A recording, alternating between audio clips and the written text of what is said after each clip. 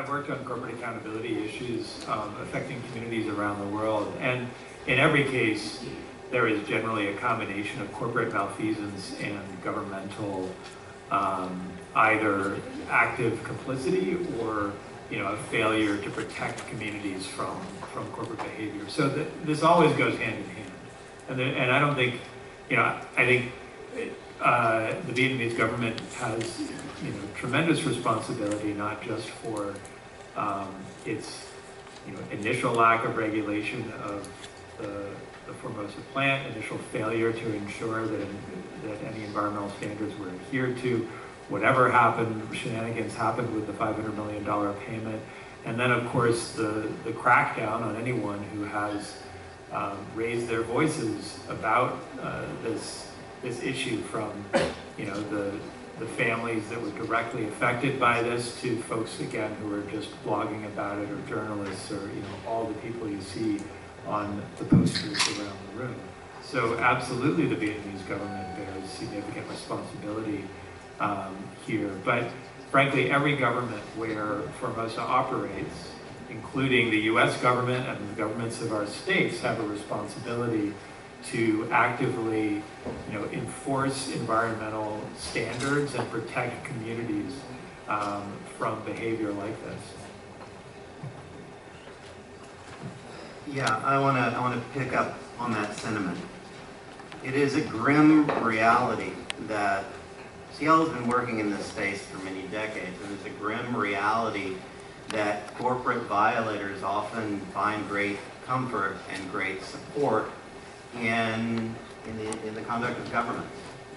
But the fact that the Vietnamese government has failed to hold Formosa accountable for the impacts of its operation doesn't absolve any other government that has the ability and the jurisdiction to hold Formosa accountable to do so. And I think it's really important to just reiterate what Martha said, because as you heard from Diane, regulators in Texas have been doing a very poor job for a very long time of regulating Formosa's operations there.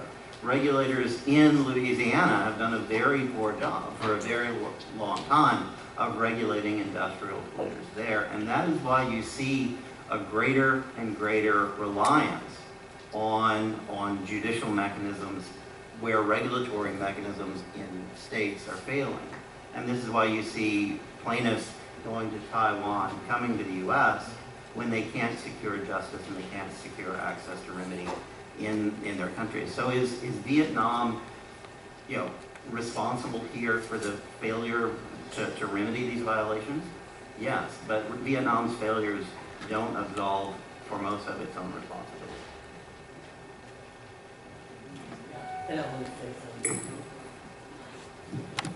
Yeah, I wanted to say something too, because we had a $50 million lawsuit with Formosa, and all of the money went into a trust, and every penny went to the community. But we not only got $50 million, we got zero discharge from the facility.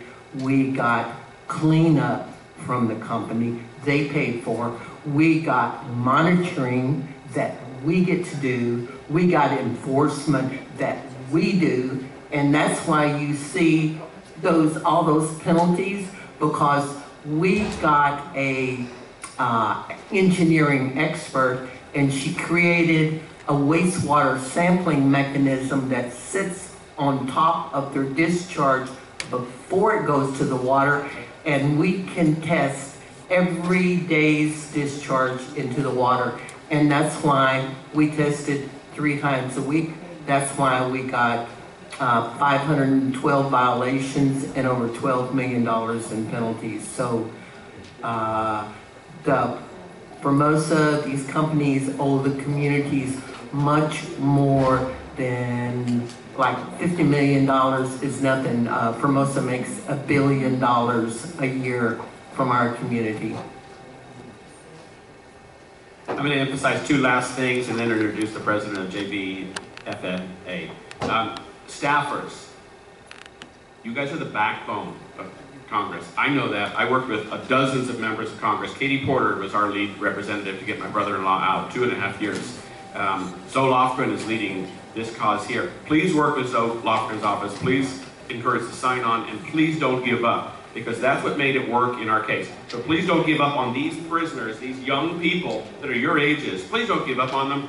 It was hard for me to see Michael's young daughters alone and cry sometimes unexpectedly, because they didn't know what happened to their dad or where their dad would come back. It's important, it really is, and your work does affect people's lives. I really want to emphasize that. Lloyd Doggett's office signed on to it, Zoe Lofgren's office signed on to it, Ro Khanna's office signed on to it, and others. There was dozens and dozens and dozens. Actually, we had one of the largest assemblages of members of House and Senate, almost 50 members. So that happened because all of us worked together.